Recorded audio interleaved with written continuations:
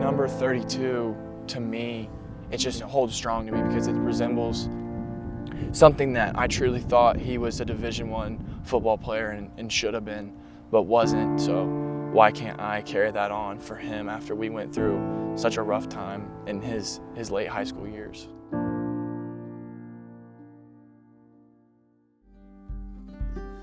Clayton was very reserved, very quiet, and Clayton was attached at the hip to Chris.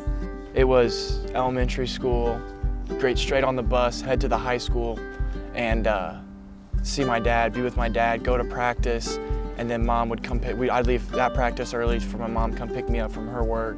Clay grew up in a very successful program. He didn't go hang out in the locker room so much, he hung out in the coach's room. And his football IQ is off the charts. Growing up, it was just always seeing him coach everybody else, then seeing him coach my cousin, and then my brother, then my other brother, and then me, and then my middle brother at the same time. He was definitely, at times, definitely coach first, dad second. My oldest brother, Cody, he was the guy, like Friday nights, small town, like he was the guy. And that's what me and my other brother, Casey, always wanted to be. Cody was a pretty special player, and both Casey and Clayton both looked up to Cody. Having your little brothers there on the sideline, yeah, pretty neat experience. Kind of looking back on it now, realize how special that really was. You know, at the time it was cool, it was neat, but now looking back on it, realize how special that was. They're like 6 years apart, so during high school and middle school, you're doing a lot of different things. Cody was doing a lot different things than Clayton was, so I would say now they're super close. Toughest part about being an older brother, I would say setting a good example, but I didn't do that so well. So I think in some ways they benefited from that and seeing all the things not to do.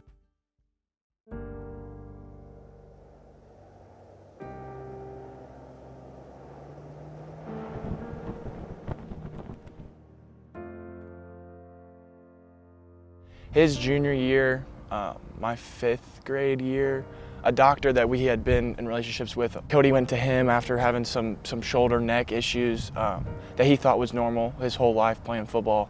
Dr. Kersey just went and listened to a seminar talking about Chiari malformation. Is basically the bottom of his brainstem sits too far down and it can pinch nerves and stuff, but he recognized it right away and that was the end of his career.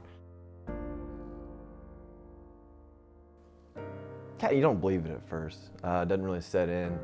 Just that whole day I remember not really understanding that it was real, but not really. I think the first game, probably when you walk out there and you're not able to go out there and play is when you realize it. But that first day, just trying to understand what was going on, let people know, telling Casey and Clayton. I remember we sat Casey and Clayton down and told them, and they both were obviously very upset. It was very challenging as a family at that moment. They were going to try to figure it out before, and I can remember the night when he walked in, like my parents told us, when he walked in and told us like kind of what was going on, it just hurt because I knew how much like that sport meant to him, and that meant a lot to me, seeing that come from him and that to be taken from me. It was devastating to both of them. They grew up on the sidelines. You're watching him play. They love it, and they hang on everything that he does. Just like to see one of your heroes get taken back like that. It was hard on all of us. That obviously means a lot because that's who you want to be as an older brother, is a hero to those guys. So to hear him say that, yeah, that means a lot.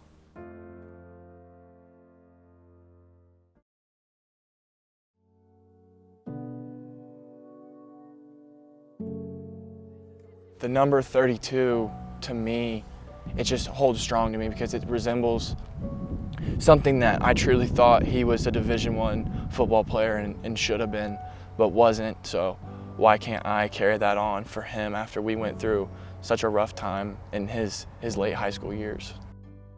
For what I thought of when I saw the number 32 and then being able to wear it myself, and then now watching Clayton with it on the field, yeah, it's pretty awesome. I remember coming here, I had texted coaches that recruited me like, hey, I want 32. I know a guy just left.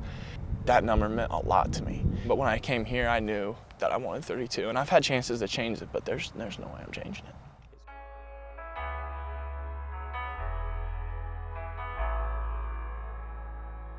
Play action for Richardson, fires it, left side of the field and intercepted by Clayton Coll.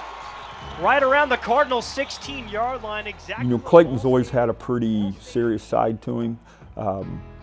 Even as a young kid, just pretty driven. But it was like it just kind of, turned up several notches. Tyler Stockton, the defensive coordinator, told us this week Clayton Coll, one of the smartest football players on the team. He's also a guy, he's played about every position on this defense. He's played safety, played linebackers, played a little D-line. But he said, look, he's the future. Next year, this is going to be his football team. He thinks that highly of him. It was Clayton's big push to just say, this is what I want to do. I want to do it for Cody. And he was disciplined in really seeing that through. You could see his size, you could see his movement skills, and you can see how much he loved to compete. And so once we were able to get him here and evaluate him, we knew that, all right, we made him an offer, and from that point forward, we just had to work extremely hard in recruiting to convince him that Ball State was the right fit. I want to say it was MLK Day. I came here, and Coach New offered me up in his office with my parents there. And I remember just trying to keep a straight face and just not explode and not freak out because it was one of the best days of my life. And then I remember walking out with my parents and my dad's just we're just all trying to keep it together. By the time we got in the car and I just exploded. You know, I just felt like this was a staff that I wanted to be around. This was a university I wanted to be around. It just felt like home. It felt like the coaching staff we have here was like the ones I felt with when I was a kid around my dad when they won championships. When I committed here, I knew I was committed here and I was happy with it. His work ethic, his football intelligence really stood out early on in the process. He's been incredibly patient, but make no mistake about it, when Clayton's number was called and he started playing a significant role for our football team, very quickly he made a difference for us. That's been his dream all along. And to see him just live it out, yeah, every time he steps on the field, it's pretty special. Everybody has their battles. You know, my adversity that I've been through is going to be different than another person's, but those are things that hold strong to me that will be with me the rest of my life.